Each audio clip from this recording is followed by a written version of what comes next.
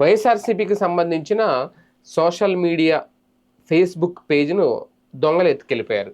ఎవరా దొంగలు అనేది ఇప్పుడు తేలాలి.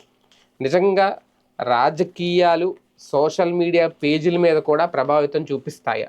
ఆ స్థాయిలో కుట్రలు చేయగలుగుతారా?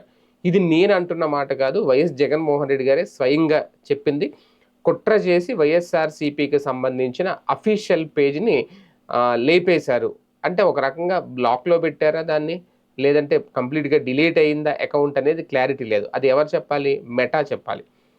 అయితే ఫేస్బుక్కి సంబంధించిన అఫీషియల్ పేజు ఒకవేళ ఏ పేజ్ అయినా సరే మెటా అల్గారిథం ప్రకారం ఒకవేళ దాన్ని బ్లాక్ చేయాలి అంటే రెండు కారణాలు. ఒకటి, అక్కడ కంటెంట్ ఏదైతే ఉంటుందో, ఇప్పుడు వీళ్ళు చెప్తున్నది ఏంటి, ఒక నగ్న కంటెంట్సో లేదంటే అశ్లీల కంటెంట్లో ఇలాంటివి పెట్టారు, అంతకుముందు పేజ్ హ్యాక్ అయ్యింది అనేది నిజంగా దాని ద్వారా అయిందా, లేదా ఎక్కువ మంది రిపోర్ట్లు కొడితే ఖచ్చితంగా హ్యాక్ అవుతుంది.